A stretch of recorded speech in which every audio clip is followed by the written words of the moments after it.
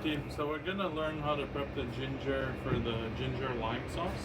So first we're gonna do is to wash it. So we're not gonna take the skin off, but we do just wanna wash it. Sometimes there can be some dirt that's stuck between the creases here, or if you get the big pieces that kind of come this way, we can kind of break them apart just to wash off any impurities and just make sure that it's as clean as possible. And then once we're done washing it, we can chop the entire box in one go and freeze whatever we're not using. So since the ginger comes in the 5-pound boxes, we're gonna have a lot of leftover and extra.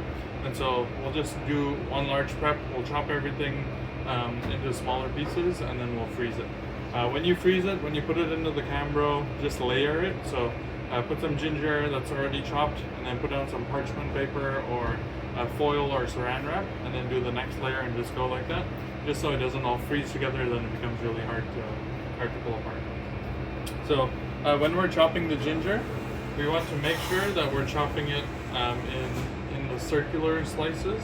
So we want to go against the fibers of the ginger. So 99% of the time the ginger fibers are all running this way, and so what we want to do is we want to go opposite of it.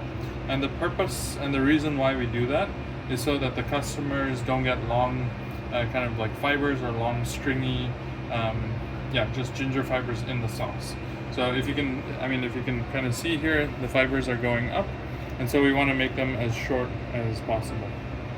So the way that we're going to do that is we're just going to cut against the fiber like that, and we're going to do them in roughly like 1/4 inch slices. It doesn't have to be perfect, just because it's going to be we're going to blend it anyways, but we'll try to get it into smaller pieces, just so when it does end up in the blender, then it'll be able to be chopped a lot smaller.